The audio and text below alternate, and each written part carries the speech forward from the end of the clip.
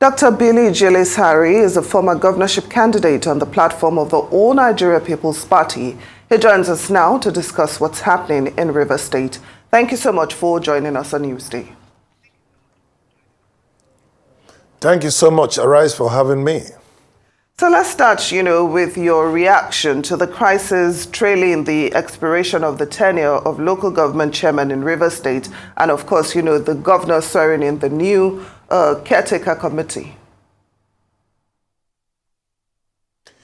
Well, first, I think that democratic norms should follow in every situation, not just in Rivers State, but everywhere. If there is a law, we should follow the law. There is a constitution in Nigeria that guides every political leadership, governance, economic activity. And I think we should draw all of our energy and strength and guidance from there. Yes, I very much recall when my younger brother was the speaker of the Rivers State Assembly, may so rest in peace, the late Right Honorable Gillis-Harry. And I think from 2015, 16 to 17, I think that the Rivers State House of Assembly passed a law to ensure that everything about local government administration is clearly delineated according to what the House of Assembly presented to the governor as at that time to sign. So if that law is subsisting, and it was what was used during the previous 8 years, I think that there was nothing wrong in following those laws. Now, for our chairmen, honorable as they are, to be elected to be in service for 36 months, it is the law that gave them that opportunity, and they were sworn in accordingly. So once the 36 months is over, they should naturally do a Thanksgiving service and hand over government to whoever that is supposed to be there. The ideas of going on and run the local government administration with caretaker committee is not starting from 2023. It has been there for a long time, and I believe that in the last administration, most of the of that era was caretaker committee chairmen that were running that administration. I recall that in 2015, when Governor Rotimi Amechi handed over or left office, most of the chairmen then that were there were removed. And the governor then swore in caretaker committee for a while. So it's very important that we must have to say, and I've been listening to all of these conversations going on. As a statesman, I'm an elder statesman, I do not take any sides. I stand on the part of peace, I stand on the part of unity, and I stand on the part of progress for Rivers State and indeed for Nigeria. And I have called much earlier that all the fighting should stop. And there should be a meeting point where all the elders and leaders of Rivers State, whether they are women or they are men, should sit down on the round table and discuss. Nobody came to this war with anything, and nobody will go about with anything. I congratulate the governor for being peaceful. I salute him from the depths of my heart for not acting the way a lot of people would have expected him to act, knowing the enormous weight of power and resources at his disposal. I'm also very grateful to God that regardless of what has happened in the last few days, that safety of life and property has been his mantra. And I think that all of us as Rivers people should continue in that same spirit to call everybody. Our former governor, who is now an honorable minister, and the governor, and indeed all past governors and leaders of Rivers State should sit down and work out a process on how we should be able to run the Rivers State productively. Because nobody is going to live with anything in this world. Let's focus on how we can make Rivers State and Nigeria a great place. So I congratulate the governor for what he has done so far, calling for peace and actually following the process of law. Fair enough, but the criticisms of the governor's behavior, even though you have explained that he's following in the line of previous administrations of implementing a caretaker committee upon assumption of office, criticisms are that he's playing politics with this situation, further exacerbating the heated polity within Rivers State. So what really is the way forward? It seems that every step that Governor Fubara takes, there is some blowback or vice versa. What is it going to take to have some kind of lasting peace within Rivers State? As we have seen, even the intervention of the president hasn't worked. There have been many people who have called on elders to join heads and discuss, and I'm sure that they have, and it still doesn't seem to be working. And this won't be the last tumultuous situation we see in the state. What is the way forward? Well, the way forward is, first of all, truth, law, and order. That's all. Truth, law, and order. The president's intervention was very welcome. I actually saluted that. I also was one of those who on the sidelines were trying to analyze exactly the meaning of those 8-point agenda. At the end of the day, it only has to take Rivers people to understand how to solve Rivers' problem.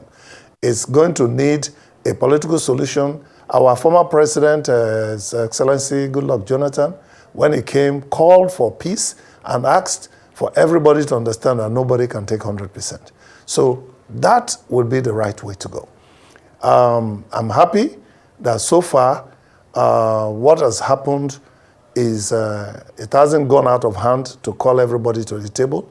The young people who are out there on the street and insisting on what is their right, they don't want to sleep on the right, but we want to counsel that wisdom should guide. Because at the end of the day, we have seen political leaders who have been in this kind of trenches and sitting down to drink together and marrying each other's wives and daughters and sons and different kinds of things. So we need to follow carefully and wisely in ensuring that we do not lose lives. Or some of these lost lives that are being lost are potential governors for the future. So I think truth, meaning that all parts should sit down and face the truth.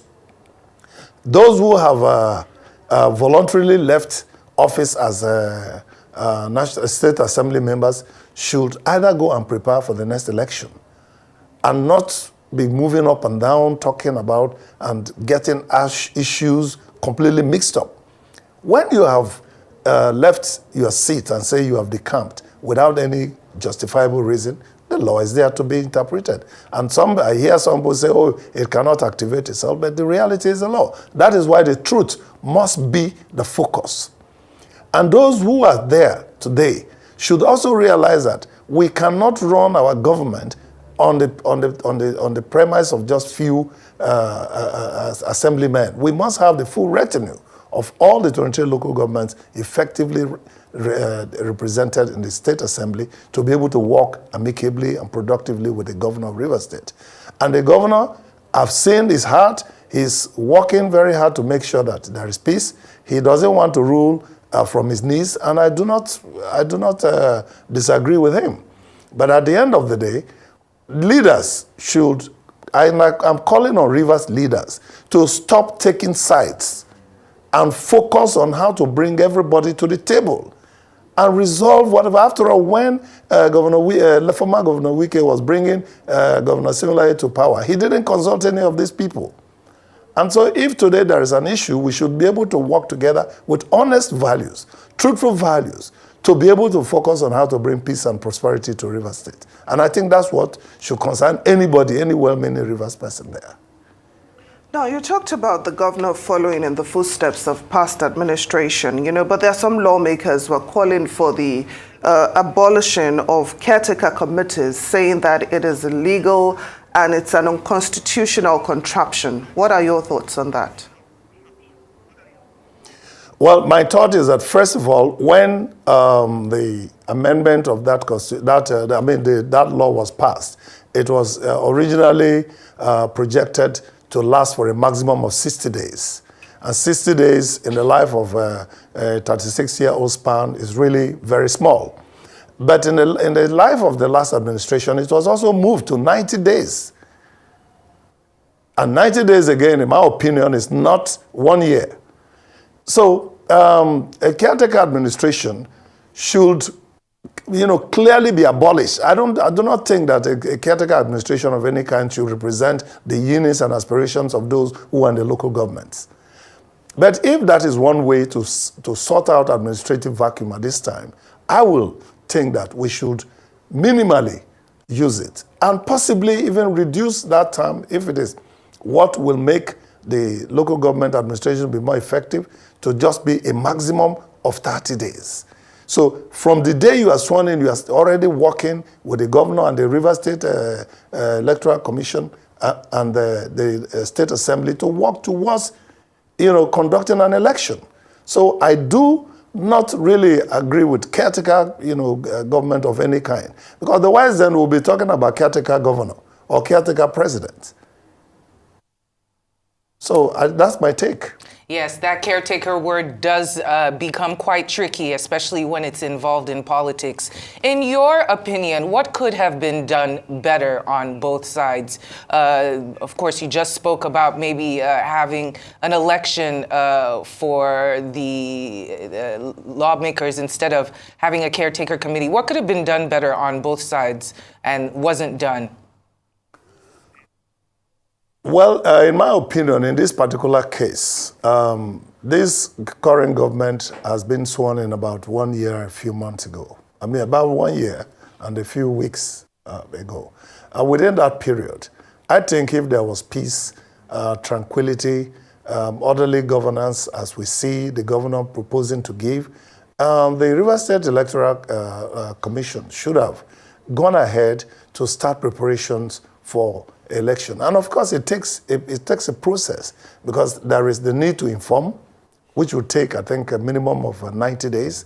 There's the budget to be run that must have to be presented and accepted both by the State Assembly and authorized by the government. And the governor should be able to release funds to do this election. And elections, in reality, if we are serious about elections can be done in a very expeditious manner.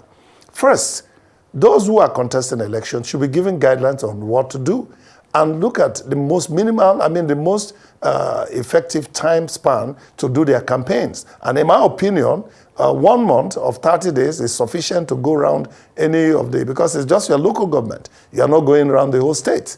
So in 30 days, you should have finished consulting with your people, the electorate, and be able to see yourself whether you're eligible or not.